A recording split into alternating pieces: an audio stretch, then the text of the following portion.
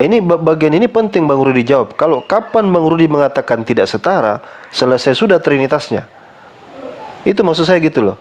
Misalnya saya tanya sama Bang Rudi, ketika dia lahir dari rahim Maria, di saat itu, apakah dia setara dengan Bapa apa tidak? Kalau Bang Rudi katakan tidak setara, wassalam sudah. Selesai cerita trinitas. Tapi ketika Bang Rudi katakan setara, maka saya akan muncul dengan pertanyaan yang berikutnya. Mana buktinya dia setara? Jadi itu sudah pada porsinya, Wan. Nah, ketika Yesus lahir, apakah dia setara dengan Bapa? Ya tinggal substitusikan aja. Ketika lahir, kegiatan apa yang dia lakukan?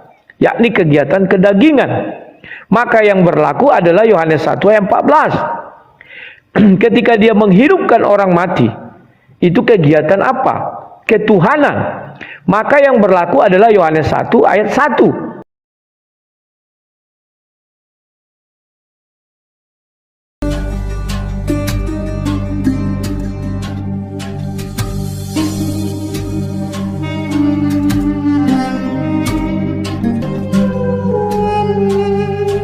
Oke, silakan Pak Mas Alwan, Pak Alwan, apa yang mau disampaikan? Kita mau berdiskusi atau bagaimana? Silakan.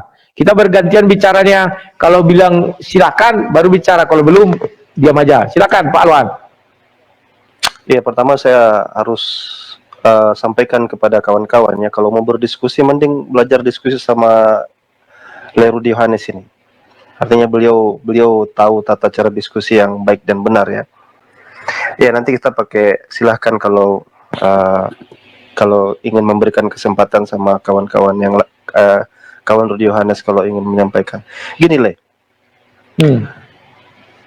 Yesus itu kan dianggap satu pribadi daripada tiga pribadi dalam satu hakikat. Dan menurut doktrin Trinitas, dia itu kan setara ya. Setara itu artinya sejajar. Ya. Di sini yang saya mau tanyakan ke lainnya, dari mananya sejajar? Tadi kita dengar Lai mengatakan bahwa Tuhan itu maha besar. Artinya, kalau dia maha besar, tidak ada lagi di atasnya kan? Sementara Yesus sendiri mengatakan, Bapakku lebih besar daripada aku. Dengan kata lain, Yesus itu tidak maha besar. Tapi pertanyaan saya gini, dari sekian banyak pernyataan Yesus, kenapa Le masih beranggapan dia itu setara dengan Bapa dan masih percaya dengan doktrin Trinitas itu? Silakan. Oke, terima kasih Alwan. Ya, doktrin Trinitas itu menjelaskannya nggak rumit. Ya, yang perlu diperhatikan, setiap ada suara yang kita dengar, itu yang berfungsi adalah Trinitas, yang bekerja adalah Trinitas. Contoh, Wan, matikan dulu mic-mu, Wan. Apa namanya itu? Gitu-gitu dia. Ya, contoh, di telinga saya ini, saya mendengar suaranya Alwan. Suara ini tidak bisa berdiri sendiri. Pasti ada tubuh si Alwan yang berbicara mengucapkan ini. Dia bisa mengucapkan karena ada roh yang menghidupkan dia. Jadi setiap suara itu adalah fungsi yang bekerja adalah Tritunggal. Suara manusia juga demikian, suara Tuhan juga demikian. Ya. Maka daripada itu, ya, dasar pada kita berbicara Tritunggal, sebenarnya Allah itu adalah Esa. Di dalam keesaannya ada Tritunggal tadi. Maka firman atau suara Tuhan itu bukanlah roh, tapi berupa gelombang suara yang bisa dimengerti dan didengar oleh manusia. Itu firman yang keluar. Firman yang di dalam firman ada dua. Itu ada di Bible, mulai dari Kejadian 6. Ketika Tuhan berkata dalam hatinya, maka menyesallah Tuhan. Ya. Yang di dalam hati itu berupa pikiran atau keinginan Tuhan. Sama dengan sekarang Alwan, saya percaya di dalam hatinya dia sedang bicara sekarang, tapi suaranya tidak keluar. Ya. Dan pembicaraan dia itu kekal juga, Tuhan itu, meskipun dalam hati. Ya. Nah, maka daripada itu ada tiga unsur yang membangun itu, Pertama Bapa itu sendiri, yang kedua Roh Bapa, yang ketiga Firman. Ini dulunya satu atau Esa. Kemudian Bapa mulai mengutus firman-Nya. Semua orang mendengar. Ketika firman itu ada, pasti ada yang berbicara. Ketika dia berbicara, pasti ada yang menghidupkan, yakni Roh. Ya, itulah dalam iman kami. Nah, kenapa Yesus mengatakan Bapa lebih besar dari aku? Ya, karena firman itu berasal dari Bapa. Kan begitu? Bukan Bapa berasal dari firman, tidak. Firman berasal dari Bapa. Roh juga berasal dari Bapa. Puncaknya adalah ketika Yesus dibaptis. Firman itu di dalam air berupa daging, dan Roh Kudus itu, Roh Allah itu ada di atas berupa burung merpati, dan Bapa di sorga itu tetap di atas tahtanya. Jadi ada tiga. Ketiga-tiganya ini memiliki entitas atau pribadi yang berbeda. Maka pribadi gelombang suara itu bukan pribadi roh. Pribadi gelombang suara bukan adalah pribadi Allah yang roh itu. Demikian juga sebaliknya kalau dibalik-balik ya. Itu yang bisa kujelaskan, Wan. Silakan. Ya, sebenarnya yang saya tanyakan tadi itu bukan tentang penggambaran Trinitas, tetapi yang bagian terakhir yang Le tadi sempat jawab itu, bahwa karena dia firman, maka jelas dia lebih kecil dari Bapa. Nah, bagian itu sebenarnya yang mau kita mau kita lebih concern diskusikan. Karena dalam konsep Trinitas, tiga pribadi atau tiga hipostasis, satu hakikat, satu essence, itu membuat dia setara. Dan ini sempat saya sering pertanyakan, kalau kita baca 1 Korintus pasal 11 nomor 3, kepala dari tiap laki-laki ialah Kristus, kepala dari perempuan ialah laki-laki, dan kepala dari Kristus ialah Allah atau Bapa itu sendiri. Artinya secara hierarki Yesus ini subordinasi gitu. Dia tidak setara dengan Bapa, dan pernyataan dia Bapa lebih besar daripada aku itu, ya itu sudah jelas sekali. Nah, kalau Allah tadi mengatakan tersirat ya bahwa karena dia firman. Firman itu dari Bapa, berarti jelas dia lebih kecil. Berarti Abang Kula ini sekarang lagi tidak menerapkan prinsip Trinitas. Karena Trinitas dalam Konsili Nisea 325 Masehi, di situ menegaskan bahwa Yesus itu true God from true God. Apa maksud true God from true God? Maksudnya punya kesetaraan, sama-sama kekal, sama-sama setara dalam kekuatan. Nah, di sini problematikanya di sini Abang Kulai, Bang Rudi, itu yang sering saya pertanyakan, di mana letak kesetaraannya gitu. Kecuali Abang Rudi mau hapus doktrin Trinitas itu, merubah konsepnya bahwa dia itu tiga tapi ketiganya tidak setara. Tapi kan yang jadi permasalahan kan kesetaraan itu diaminkan. Nah, itu yang saya lagi bertanya-tanya dari sisi mananya gitu. Kalau Abang Lai tadi menjawab seolah-olah membenarkan pernyataan saya barusan malah. Silakan. Dan akhirnya waktu menjadi telepon itu dia kan tidak maha hadir. Tuhan ketika dari telepon itu, saat itu dia hanya ada di bangsa Israel. Di dalam situ hanya bicara kepada nabi-nabinya. Kemudian dia mengutus citranya. Sama seperti saya juga mengutus citra saya 0101, dan saya beri nama dia adalah Sang Debater. Itu adalah satu entitas juga. Saya ada entitas, dua.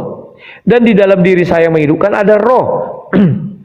Ketiga entitas ini atau ini kami menyatu dalam satu ketunggalan. Kan gampang, gak rumit. Saya saja bisa mengutus 0101 saya kepada Syalwan.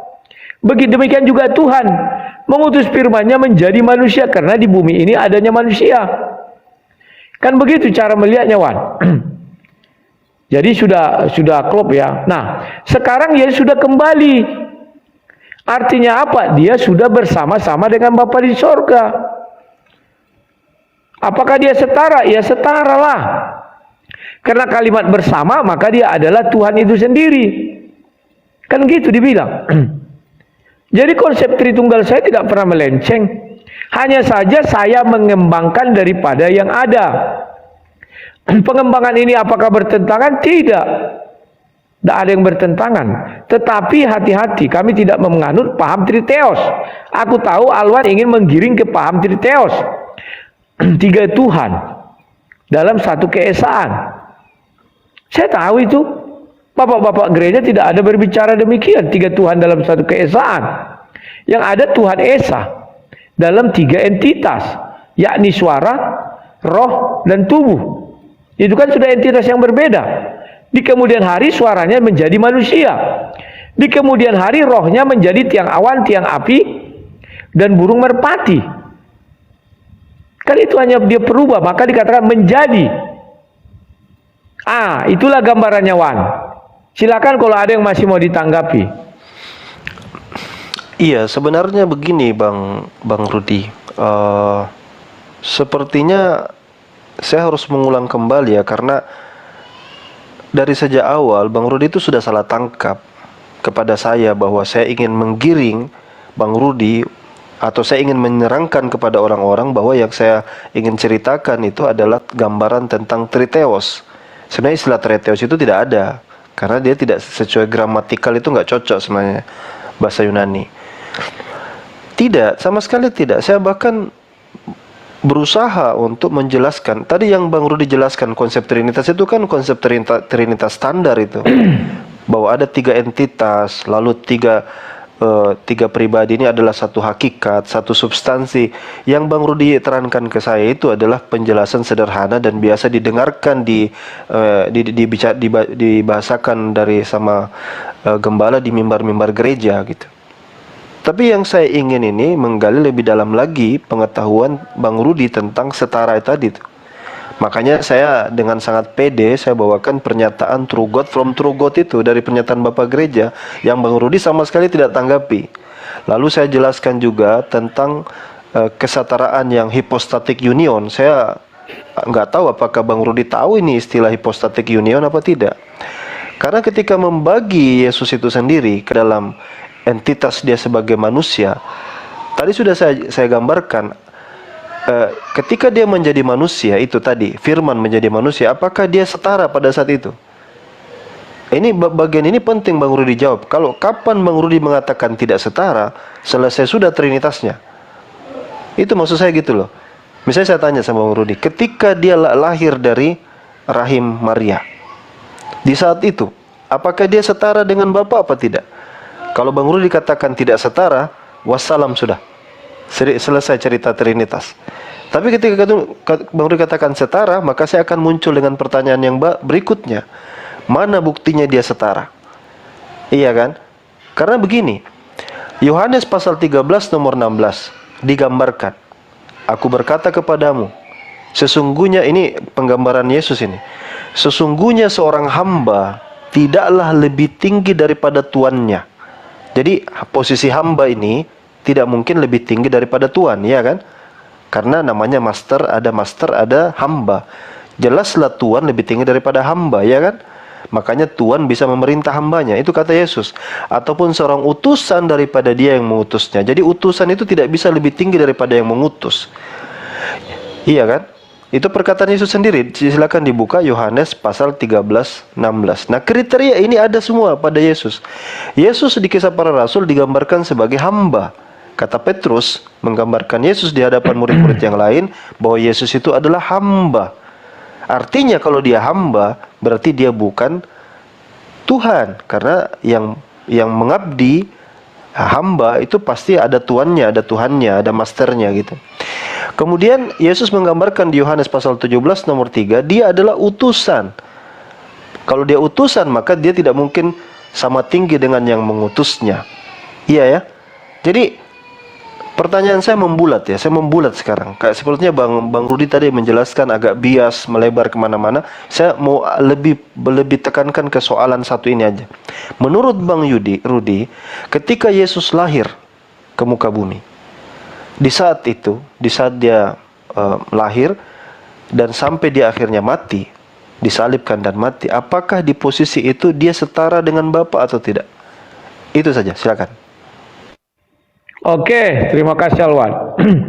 Alwan tetap mau menggiring kepada triteos dan juga mau menggiring kepada kalau bisa gampangnya orang sering kenal oneness. Ya, meskipun dia tidak mengakui, tetap dia mengatakan itu. Wah, memang tidak ada istilah Yunani triteos. Memang tidak ada, tetapi kita mengambil teosnya itu memang istilah Yunani. Trinya itu kan yang gampang kita mengerti, nggak salah itu. Untuk menyampaikan kepada orang agar orang bisa mengerti. Ya, 3 Tuhan. Itulah kalau mau kita bilang ya. Nah, Alwan mengatakan apabila dia tidak setara maka selesailah. Memang ayat itu cukup jelas kok.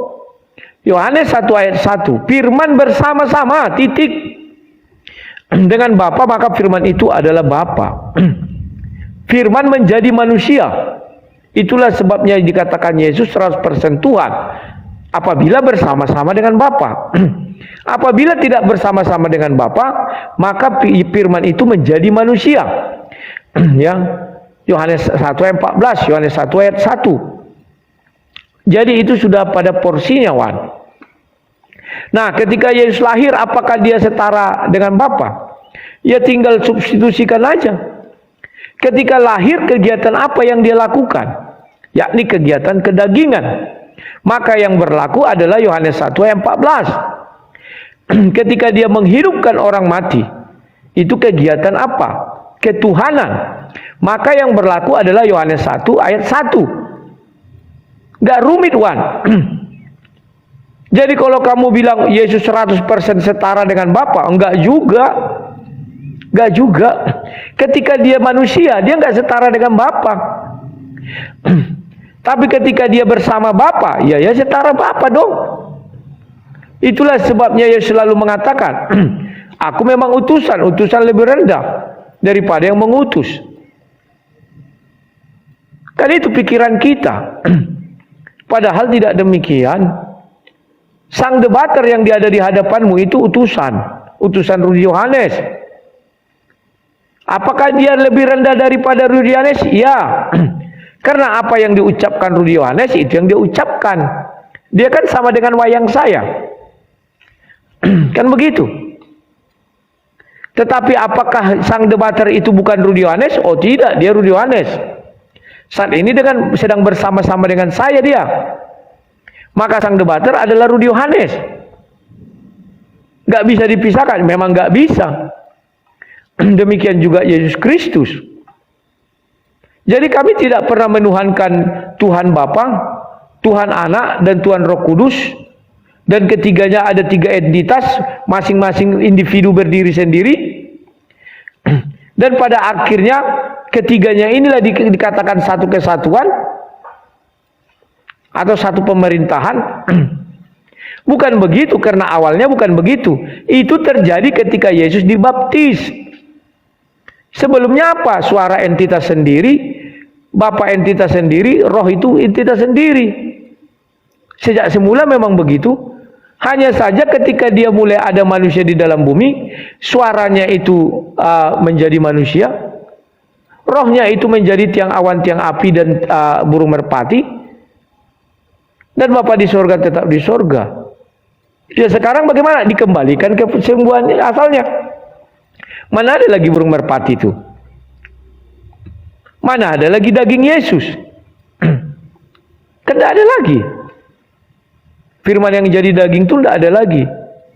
Tapi Yesus masih ada? Masih ada. Namanya firman. Kan sejak semula dia firman. Mulanya adalah firman.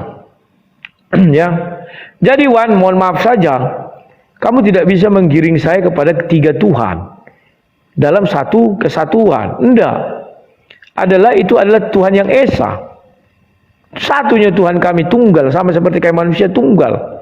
Tetapi dalam ketunggalannya dia memiliki 3 pribadi setelah Yesus jadi manusia. Sebelumnya masih hanya bicara entitas atau unsur lah aku bilang, materi gampangnya.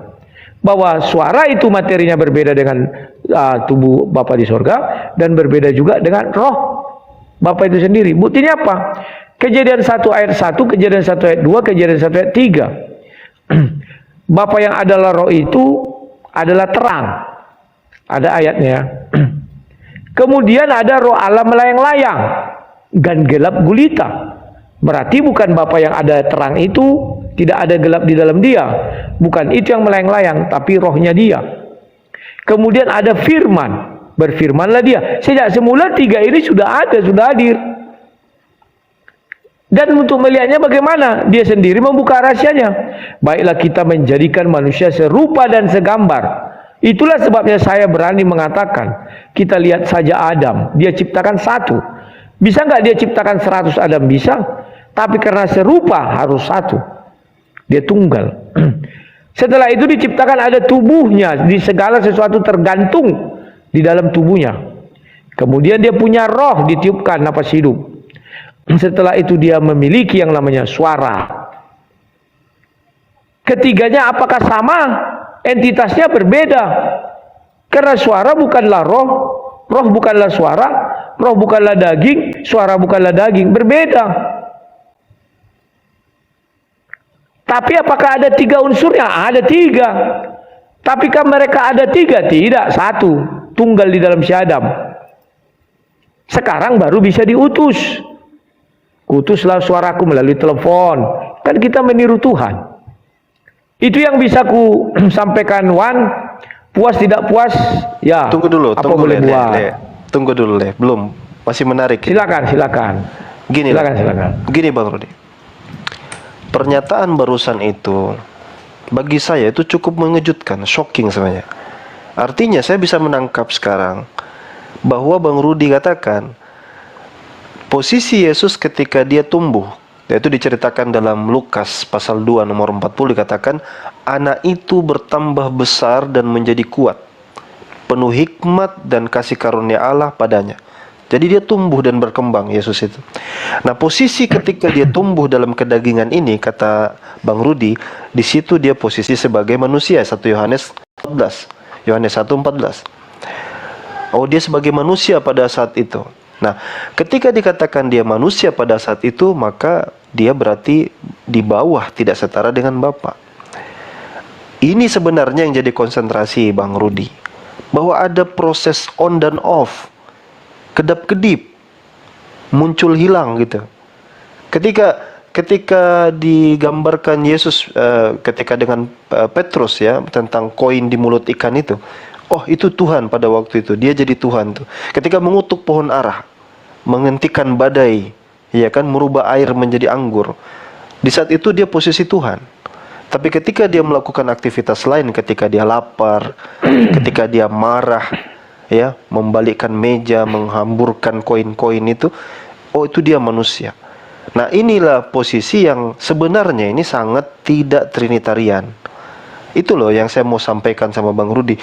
Makanya dari awal saya menyinggung, kan begini, konsili Efesus itu menegaskan sebenarnya. Makanya penting sebenarnya apologet Kristen itu memahami 7 konsili utama itu. Konsili gereja pertama, the 7 Ecumenical Council. Tapi banyak yang tidak ngerti, dan salah satunya, mohon maaf ini Bang Rudi juga mungkin termasuk di dalamnya, karena punya konsep sendiri. Tapi saya maklumi Bang Rudi, bahwa Bang Rudi ternyata mengimani bahwa posisi Tuhan ketika Yesus tumbuh menjadi manusia, dia on dan off. Interesting, menarik. Saya tetap harus menghormati itu, dan saya akan terima jawaban itu gitu.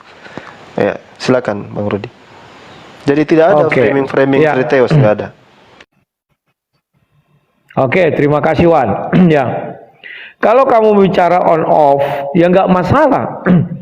Memang itulah kekuasaan Tuhan, dan itu sudah tertuang di dalam Yohanes 1 ayat 1 dan Yohanes 1 ayat 14. Itu tidak bisa dibantah karena firman menjadi manusia. Demikian juga ketika Tuhan turun dalam tiang awan dan tiang api. Atau ketika bertemu Musa dalam semak duri, saat itu semak duri itu dikatakan Musa ya Tuhan. Selepas itu semak duri itu tinggal semak duri. Memang kehadiran Tuhan begitu. Kemudian kamu bicara tentang bapak-bapak gereja, perasaan saya tidak ada yang bertentangan. Yang mana yang bertentangan? Tidak ada.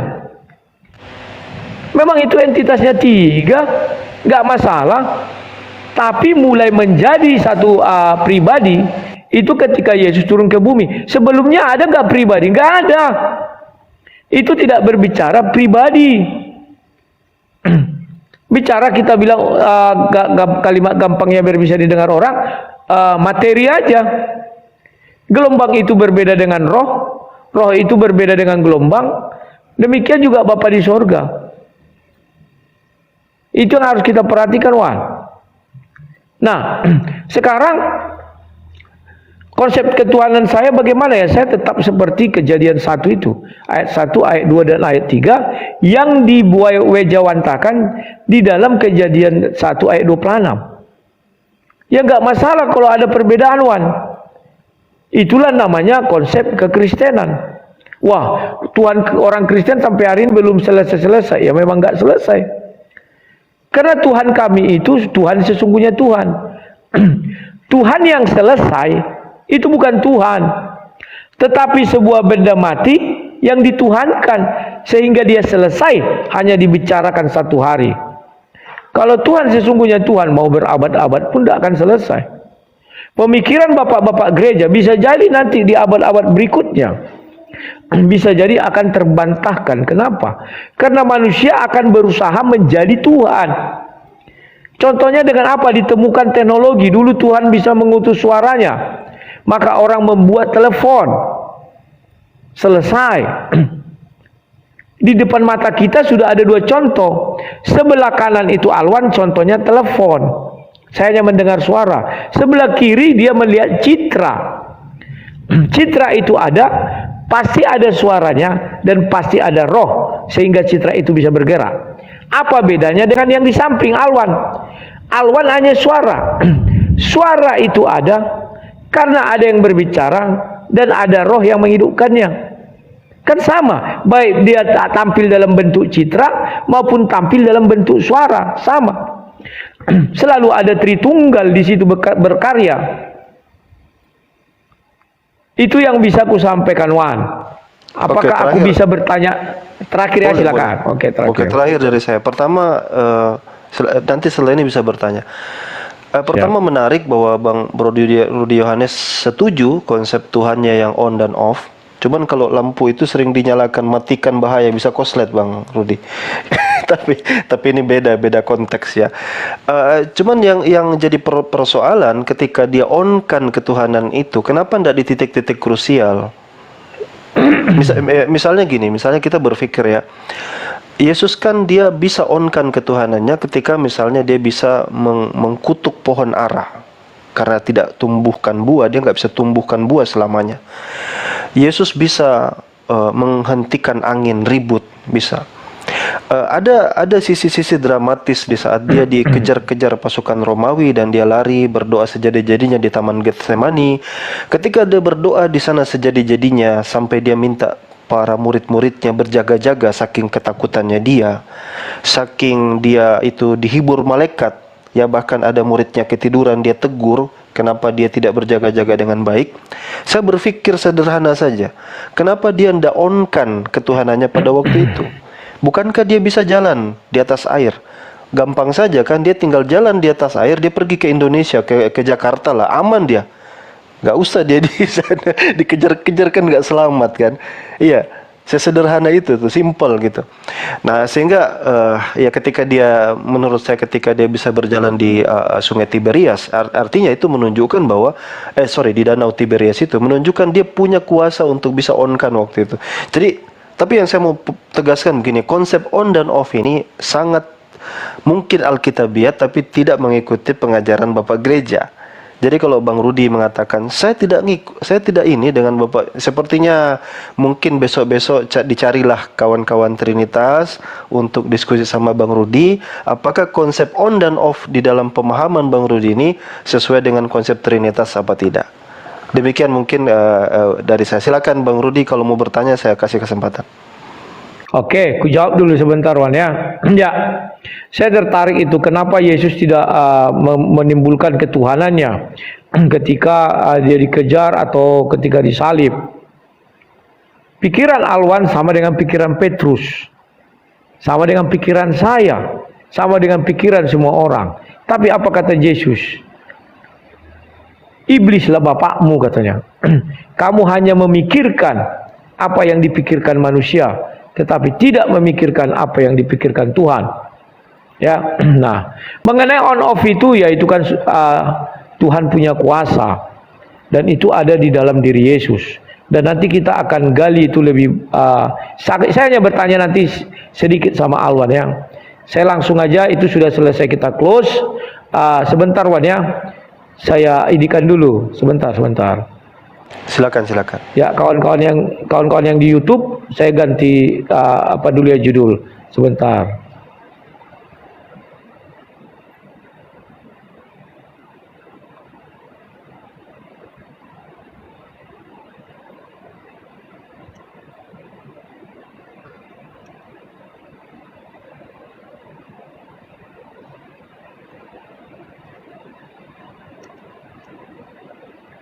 Wah di sini hujan lebat wah. Wah nanti kalau mati itu karena ada petir ya. Biasanya seperti itu kalau ada petir dia tuprap langsung mati sendiri. Bukan berarti aku kabur. Enggak lah. Tapi Ya, abang berdoa lah sebentar. supaya enggak, untuk petir itu supaya tidak mati. menyambar kan? Iya. Oh iya. Betul. Sabar. Bentar ya. Sebentar, dikit lagi nih. Oke. Wah, udah kencang hujannya. Dia kalau hujan tak ada petir, tidak masalah. Kalau ada petir itu yang berbahaya.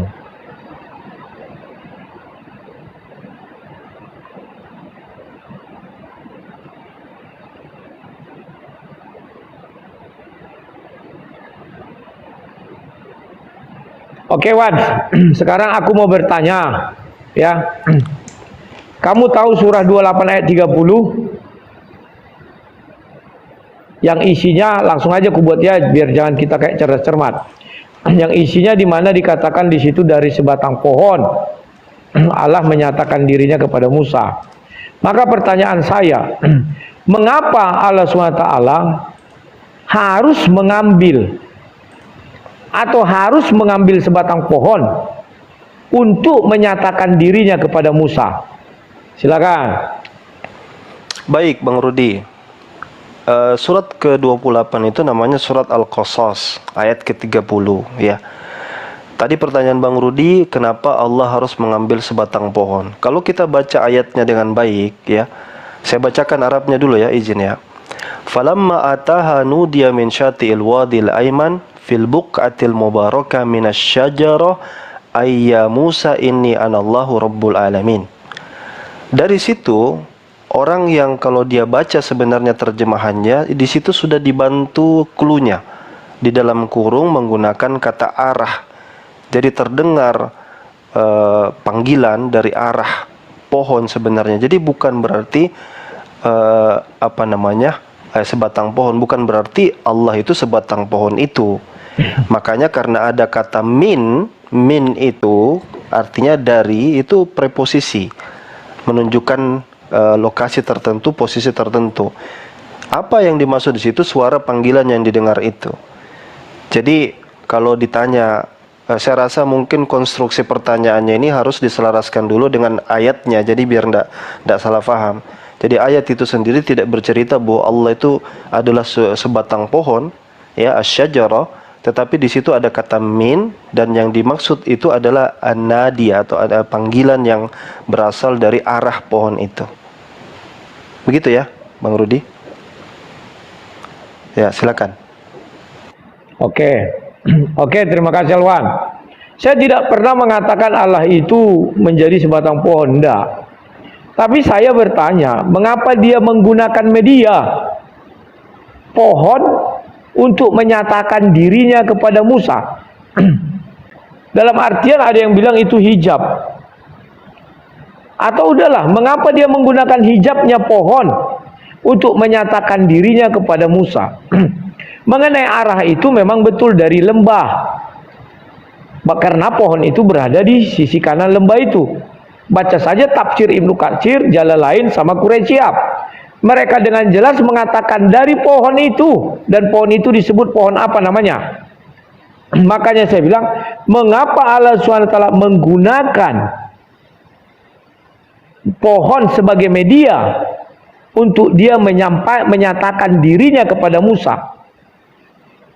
Bukan saya katakan Allah menjadi pohon, tidak, Wan, sorry. Mengapa dia menggunakan media?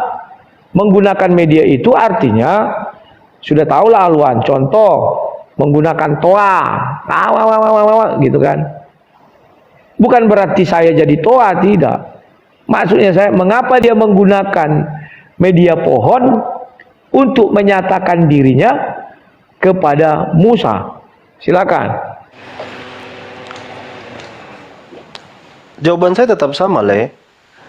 Pertama, tidak ada media di situ digunakan. Yang ada hanyalah suara. Jadi suara itu spesifiknya ya, itu terletak di Syati'il Wadi'il Aiman, sebelah kanan lembah. Nah, spesifik lagi dari arah pohon. Jadi itu menunjukkan posisinya, spesifikasinya. Jadi di lembah bagian mana di dekat pohon. Bukan berarti pohon itu tempat keluarnya suara atau pohon itu berbicara. Bukan berarti begitu. Makanya penting melihat konstruksi bahasa Arabnya. Yang pertama, min syati'il wadi, di situ menggunakan kata min, preposisi dari, menunjukkan arah, dari arah lembah sebelah kanan. Lalu di kata asyajarah, pohon itu juga menggunakan kata min, dari arah pohon itu. Jadi tidak ada sama sekali media yang dipakai di situ. Konstruksi pertanyaannya mungkin harus disesuaikan dengan ayat. Nah, adapun suara yang terdengar, yaitu bisa saja itu kekuasaan Anda kan juga ketika Yesus dibaptis di Sungai Yordan kan ada suara dari langit, itu seperti itulah suara yang terdengar kan. Silakan. Oh ya, catatan Nah, tafsir yang Anda sebutkan Ibn Katsir, saya bisa minta Anda di mana saya sudah baca semua, tidak ada satupun tafsir yang mengatakan menggunakan media pohon. Itu dari arah. Oke, silakan, Rudy. Oke. Ya, sebentar Wan ya, saya bukakan dulu. 28 ayat 30. Ya. Saya buka tafsirnya Jalalain dulu. Maka tatkala Musa sampai ke tempat itu, dia diseru dari arah pinggir, yakni sebelah lembah kanan, yang berada di sebelah kanan Nabi Musa pada tempat yang diberkahi, bagi Musa untuk mendengarkan kalam Allah di tempat itu, dari sebatang pohon. Lafal ayat ini menjadi badal dari lafal syati, berikut pengulangan huruf jarnya, disebabkan pohon itu tumbuh di pinggir lembah. Pohon itu adalah pohon anggur, atau pohon ulaik, atau pohon usat, yaitu huruf an adalah an mufassarah, bukan an mukaffafah. Hai Musa, sesungguhnya aku adalah Allah, Rabb semesta alam. Bukan saya yang membilang, tapi Jalalain. Ya. Dan kalau dibaca lagi sebentar, ini tafsirnya sebentar.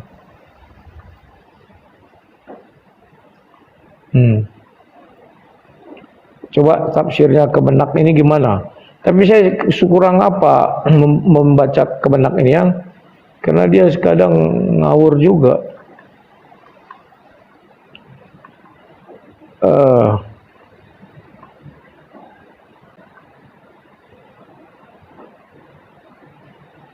Ntar ya. Musa berjalan ke arah api yang dilihatnya tatkala sudah berada dekat api itu, ia disuruh oleh suatu suara di lembah sebelah kanannya. Ia mendengar suara yang menyatakan kepada bahwasanya ada seruan Allah, Tuhan sekalian Allah. Musa mendengar seruan Tuhannya di malam yang sunyi senyap di lembah dalam keadaan sendiri. Tak seorang pun yang mendengar, maka Musa dapat mendengar kalam ilahi langsung dari Tuhannya. Karena hal itu adalah hal yang gaib, tidak ada yang mengatakan. Kalau ini dah bicara gaib ya. Tafsir Kemenak ringkas. Setelah berpesan kepada keluarganya, berangkatlah Musa. Maka ketika sampai tempat yang dilihatnya sebagai sumber api itu, dia diseru dari arah pinggir sebelah kanan lembah, dari sebatang pohon yang tumbuh di sebidang tanah yang diberkahi. Panggilan itu adalah, wahai Musa, sungguh aku yang engkau dengar memanggilmu ini adalah Allah. Tidak ada yang patut disembah selain aku, Tuhan pencipta, pemelihara, dan pengawas seluruh alam. Jadi sudah beberapa tafsir kulihat, memang begitu dikatakan. Ya. Makanya aku tanya, mengapa Allah SWT menggunakan hijab itu adalah pohon? dari sebatang pohon. Kenapa Bilang tidak silakan. menggunakan media yang lain? Ya, Bilang silakan. kenapa Bilang tidak silakan, menggunakan Bang. Aku belum, tunggu dulu, aku Oh belum. iya, silakan, silakan. Kan belum aku bilang silakan, sabarlah. Kenapa tidak menggunakan media yang lain? Kemudian tadi Alwan menyinggung sedikit tentang Yesus. Kita nggak usah kembali ke situ lagi. Karena Alwan tadi kan sudah puas bertanya ya tentang Yesus. Tapi tidak apa-apa. Kami tidak pernah menyangkal bahwa Tuhan menggunakan media burung merpati. Rohnya kan hadir dalam wujud burung merpati ketika Yesus dibaptis itu. Kami tidak pernah menyangkal, tidak ada kami katakan bukan dari burung merpati itu keluar suara, tidak, dari dia. Memang dia hadir. Sama dengan ketika sema api di dalam Musa. Kami tidak pernah menyangkal bahwa Tuhan tidak hadir di situ. Hadir. Baca saja keluaran itu mulai ayat 1, 2 sampai 3. Kemudian kami tidak pernah menyangkal dari tiang awan, tiang api. Memang hadir dia di situ. Lah sekarang umat Islam bagaimana? Silakan Alwan. Iya, kalau kita lihat tadi ya dari tafsir Jalalain yang dibacakan Ibn Katsir, meskipun tadi tidak masuk tafsir Kemenak, sebenarnya Kemenak nggak mengeluarkan tafsir, itu tafsir ringkasan Kemenak tepatnya. Dari Bang Lei baca, kita sama-sama mendengarkan ada kata dari. Jadi itu tidak keluar dari konteks Quran, tidak ada kata media, tidak ada kata menggunakan media, semua menggunakan kata dari. Berarti iya, seperti yang saya bilang, tidak ada satupun tafsir yang mengatakan ada media pohon dipakai di situ. Kalau itu media pohon, maka harusnya nggak ada kata dari. Tapi juga Bang Rudi juga tadi baca badal dari syati kan. Badal itu maksudnya ya sama posisinya dengan lembah. Jadi menunjukkan arah dia di lembah, lalu spesifik lagi arah dari pohon. Kata dari itu dipertebal Bang Rudi, bahwa itu bukan menunjukkan media, itu arahnya dari sana. Kata dari ya dari sana. Nah, jadi kita tidak punya problematika itu. Kita menganggap bahwasanya ketika Musa mendengarkan suara, itu berarti mukjizat Allah, dia bisa mendengarkan suara. Ya. Jadi kita tidak saya tadi menggambarkan ketika Yesus dibaptis di Sungai Yordan, dia mendengarkan suara, mungkin itu hal yang sama gitu. Kalau terserah kalau Bang Yuridi mengatakan oh itu suaranya Tuhan, tapi kan nanti ada implikasi juga tuh. Berarti dia berbahasa pakai bahasa apa, suaranya bass atau gimana? Karena di dalam pemahaman kita kan Allah itu ada hijab ya. Jadi orang kalau mengatakan ada suara itu berarti bukan Allah yang bersuara, tidak, tapi itu kalau kita katakan media itu suara itu tadi. Itu suara itu, tapi bukan pohon. Ada suara. Nah, suara itu yang dikatakan satir atau dikatakan hijab yang membungkus. Jadi yang intinya dia berbicara langsung wa kallamahu taklima, Nabi Musa, dan ya kita seperti itu saja posisinya. Ya, saya rasa jelas ya, Bang Rudi.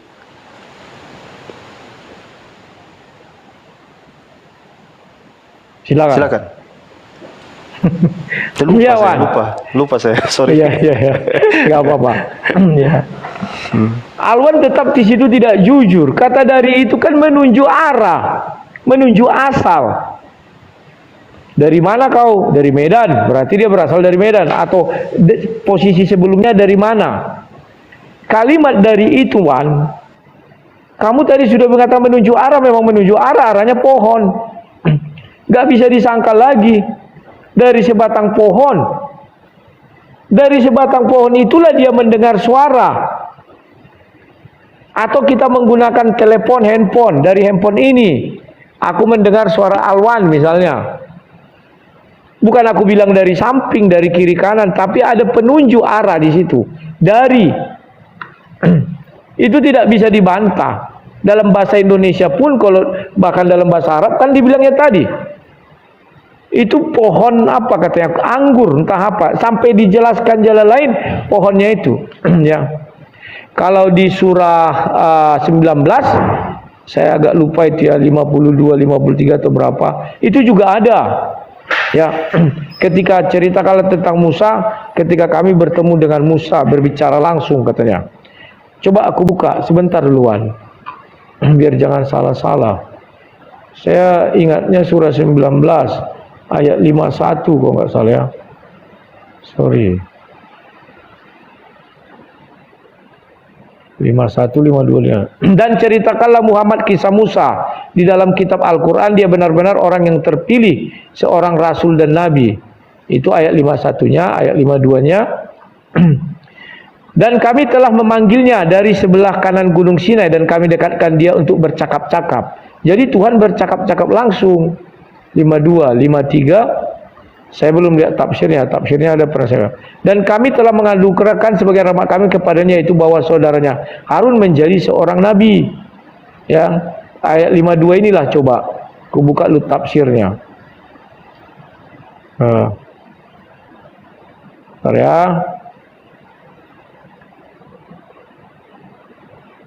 Kalau kita lihat tafsir lengkap Kemenak, dalam ayat ini dijelaskan bagaimana Allah memanggil Musa as dan berbicara langsung dengannya di sebelah kanan Bukit Cur, yaitu sebuah bukit yang terletak semenanjung Sinai.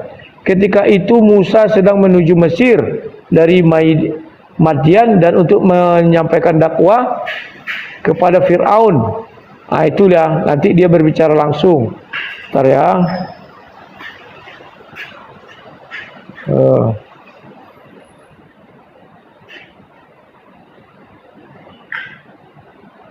Sebentar, nanti dibaca aja lah. Kalau Ibnu Katsir bilangnya gini. Dan kami telah memanggil dia dari sebelah kanan gunung Sur, yakni yang ada di sebelah kanan Musa saat ia pergi mencari nyala api. Dari api yang dilihatnya itu ia melihat adalah adanya nyala api, maka ia pergi mencarinya. Maka ia menjumpai nyala api itu berada di sebelah kanan gunung Tur, yakni sebelah barat tepi lembah. Lalu Allah mengajaknya bicara langsung dengan menyerukannya serta mendekatkannya, maka Musa bermunajat kepadanya. Jadi memang dari api itu ya. Ibnu Jarir meriwayatkan telah menceritakan kepada kami bla bla bla. Ini bentar ya. Hal yang sama telah dilakukan oleh Mujahid. Ini Kalam sedang menulis kitab Taurat ya. Sebentar.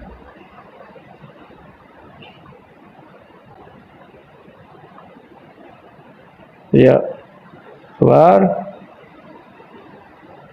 Ya, itulah yang bisa saya katakan Wan, bahwa kalimat dari itu merujuk sebuah asal. Asal suara itu dari mana? Dari, ya, itu menunjukkan asal. Ya, silakan Wan kalau mau dibantah. Itu aja terakhir dari saya. Oke, baik, terima kasih Bang Rudi. Ya, saya pikir ya jelas ya bahwa baik tafsir-tafsir juga menegaskan itu menunjukkan jiha atau arah.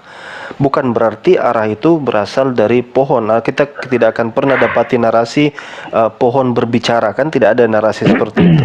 Asal suara itu terdengar dari arah sana. Ya, dan yaitu sifat yang salah satu mukjizat Nabi Musa alaihissalam, bahwa dia bisa mendengarkan suara itu dari arah lembah, dan itu juga jaraknya kan jauh dari Nabi Musa. Ya, intinya suara dari arah sana, kan nggak mungkin suara dari mana-mana, kan nanti menggema satu ruangan itu. Jadi itu pasti dari satu arah.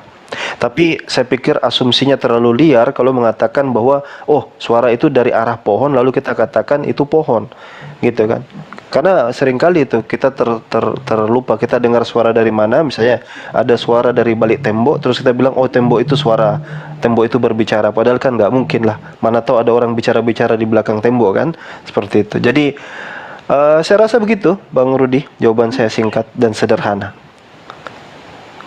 Oke, kapan-kapan nanti kita terakhir. Sorry. Oke, silakan. Sebentar. Itu kan tadi mengenai pohon udah selesai. Ini yang terakhir. Mengapa Allah SWT tidak menyatakan dirinya dari seorang manusia? Tadi kan dari pohon, dari ya. Yang tadi kita sudah membahas dari sebatang pohon. Ya, Allah menyatakan dirinya. Allah tidak ada di pohon itu, kita tidak permasalahkan. Allah bukan pohon itu, tidak kita permasalahkan. Tapi intinya Musa mendengar dari pohon itu ada suara yang menyatakan dirinya adalah Tuhan semesta alam. Kan begitu. Sekarang mengapa Allah tidak menggunakan manusia sebagai hijabnya? Oke, ini pertanyaan Silakan, yang bagus. Iya, pertanyaan yang bagus. Jadi konsep di dalam Islam itu bahwa Allah itu Maha Kuasa. Sebenarnya itu berkesesuaian juga dengan Hosea ya, dan di bilangan juga tentang konsep Tuhan, bahwa Tuhan teofani itu kita tidak Izin kenal Wan, di dalam jangan Islam. lari ke Bible dulu. Saya Jangan pakai lari ke istilah, Bible. saya Fokus menggunakan saja. istilah itu biar kawan-kawan Kristen juga paham gitu loh. Jangan, kami Kalau udah kalau paham di itu. dalam, kalau berbahasa Arab kan nanti saya bertajalli atau apa, itu kita tidak kenal konsep Enggak, seperti itu. cari aja ayat dari Al-Quran. Kasih tahu biar saya bukakan ayatnya. Silakan Wan, atau hadis Nah, itu, lah. Tahap ya, lah, ya. bebas. Sebenarnya menggunakan istilah ya, bukan pendalilan Quran. Karena kalau kita mengatakan dalil lewat Quran, itu kan tidak ada di dalam Al-Quran yang seperti itu. Atau gampangnya begini, saya katakan bahwa dalam konsep agama Islam, bahwa Allah Subhanahu wa Ta'ala itu mampu tanpa perlu seperti yang dipahami saudara-saudara kita Kristen, bahwa dia harus menjelma menjadi sesuatu baru kemudian menyampaikan pesan. Ya, di dalam Al-Quran digambarkan lewat hijab, sehingga kita berkeyakinan, bahkan saya rasa kekristenan juga mengakui itu, bahwa Allah itu tidak bisa dilihat gitu. Di dalam Al-Quran digambarkan bahwasanya subhanallahi amma yasifun, sifat-sifat Allah ini harus dijaga, sifat-sifat kemuliaan dia, karena dengan menggambarkan dia misalnya berbentuk wujud, ya, kemudian menjelma menjadi sesosok makhluk, bagi kami di dalam Islam itu merupakan bentuk blasfemi atau bentuk penghinaan kepada Tuhan. Dan itu Allah sendiri yang nyatakan dalam Al-Quran, laisa kamislihi syai' wa huwas sami'ul basir. Ya, Allah itu tidak serupa dengan apapun, ya, apalagi makhluk-makhluk, itu maha suci Allah dari itu semua. Jadi saya pikir kalau ditanya kenapa, yaitu berkaitan dengan tingkat kemahasuci Allah, kemahasuciannya gitu. Karena konsekuensi logis dari menggambarkan Tuhan menjadi makhluk, maka dia berpotensi untuk dihina. Nah, itu bagian daripada penjagaan Allah Subhanahu wa Ta'ala dari kejahilan manusia mungkin. Begitu Bang Rudi. Silakan. Ya, saya pikir begitu aja. Satu kali lagi. Ya, Wan. Silakan. Terima kasih, Wan. Berarti kamu mau mengakui bahwa Allah Maha Suci kalau menggunakan sebatang pohon sebagai hijab. Tetapi dia tidak menjadi suci ketika menggunakan manusia sebagai hijab.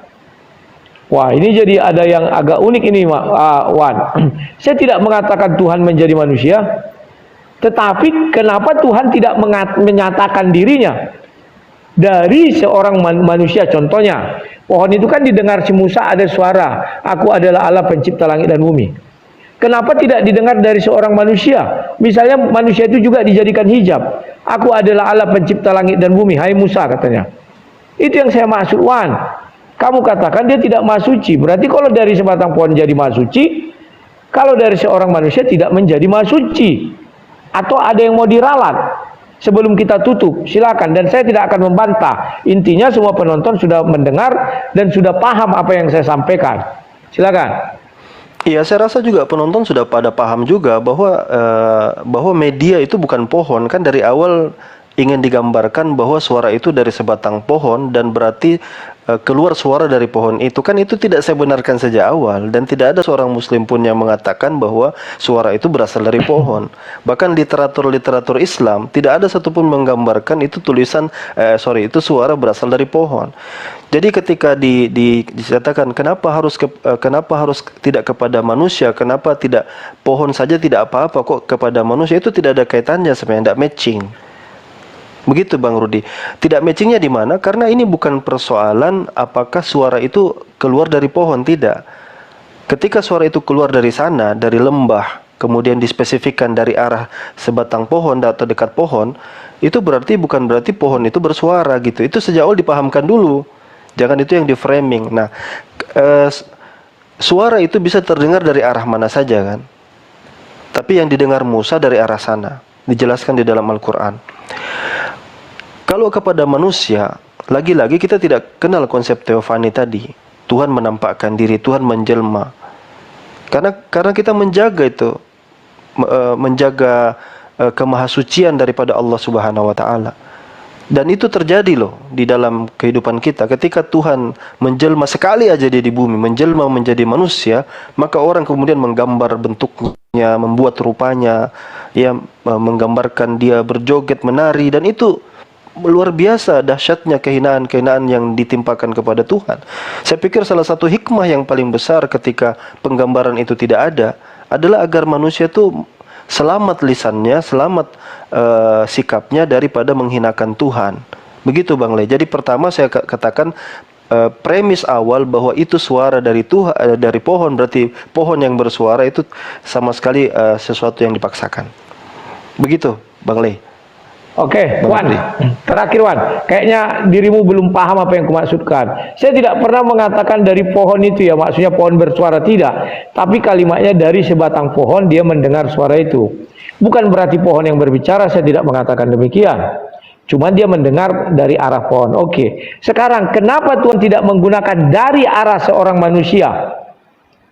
Dia mendengar, Musa mendengar, aku adalah Allah pencipta langit dan bumi. Saya tidak mengatakan Tuhan jadi manusia loh. Saya nggak bilang berteofani, tidak ada urusan itu. Dari seorang manusia. Kamu bilang kan berarti bukan dari manusianya. Iya, tidak dari manusianya. Tapi dari arah seorang manusia atau dari arah seorang Rudi Yohanes. Justru lebih problematik lagi. Misalnya dari ketika ya tahu saya sudah paham. Oh, maksudnya dia tidak berteofani tapi ada suara dari arah manusia mendengar. Orang nanti menyangka manusia itu Tuhan. Iya kan? Sesederhana itu kan, ketika dia misalnya kira-kira misalnya dia muncul suara itu dari kerbau, bahaya lagi tuh. Orang akan menyangka kerbau itu Tuhan gitu. Bahkan saya bilang dari arah pohon saja Bang Rudi sudah menyangka Tuhan itu pohon gitu loh.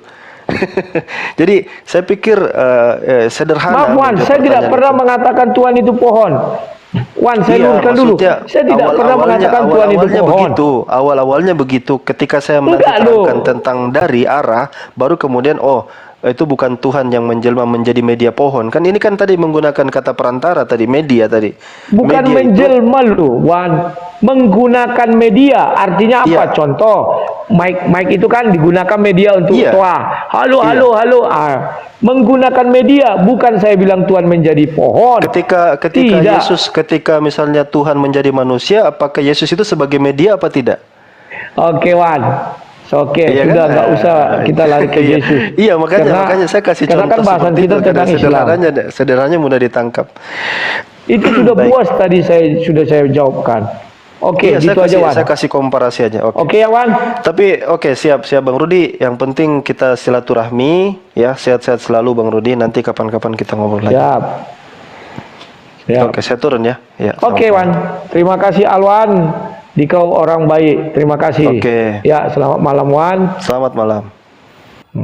Sampai jumpa. Ya, kawan, Alwan ini orang baik. Dari dulu saya kenal dia baik. Kalau dia berdiskusi tidak pernah dia lomba kuat-kuatan suara. Mungkin dia ini saudara Zulkifli, saya nggak tahu ya karena mereka ini dekat. Kayaknya saudara. Berbeda dengan Zulkifli. Zulkifli berdiskusi bukan berdiskusi, tapi hanya untuk mencari ruang hujat dan dia legal. Makanya Zulkifli sangat takut berdebat sama saya. Kenapa saya katakan sangat takut ya kawan-kawan ya? Itu sudah fakta. Setiap saya berdebat seperti itu dia akan emosi. Awan tadi terakhir juga agak emosi ya. Saya lagi bicara dipotong dia padahal belum saya bilang silakan. Ya, tapi terima kasih Alwan sudah membuka pikiran kita ya, bahwa tidak semua uclim-uclim itu kalau berdebat kayak emak-emak. Enggak, slow kawan. Kita ada namanya mendengar dan didengar, ada menyampaikan pendapat. Maka di sini saya didik orang untuk mengumumkakan pendapatnya tanpa menindas pendapat orang lain. Kalau di room-room lain mereka berusaha menindas pendapat orang lain dengan cara apa? Pertama lomba kuat-kuatan suara, mic siapa yang paling kuat ditindas dalam mic yang pelan. Yang kedua keroyokan. Ini dayang-dayangnya nanti. Kalau di sini kan fair, satu-satu saya diam ketika dia bicara, dia diam ketika saya bicara. Hanya ada terakhir tadi memang dia kayak agak mampir lepas kontrol, tapi belum lepas kontrol ya. Saya tidak pernah mengatakan Tuhan jadi pohon. Selalu saya katakan hijab, menggunakan hijab. Hijab itu atau media atau apa perantara ya atau apalah. Ya, atau pembatas, tabir. Tabirnya adalah pohon. Maka dia mengakui kalau manusia, Tuhan menggunakan tabir manusia, maka orang akan mengatakan manusia itu adalah Tuhan. Sedangkan pohon saja tadi kamu sudah menduga bahwa pohon itu adalah Tuhan. Oh tunggu dulu, saya tidak pernah mengatakan ini, saya bilang. Ya, Alwan sebenarnya tahu. Tapi ya itulah kawan usaha dia untuk mempertahankan imannya. Kita hargai ya. Saya tidak ada mendesak-desak, tidak, saya senyum-senyum aja. Kalian sudah pada cerdas semua. Tidak perlu kuajari begini bogono begini, tidak perlu. Menggunakan hijab atau tabir pohon itu suci. Menggunakan manusia enggak suci katanya. Udahlah.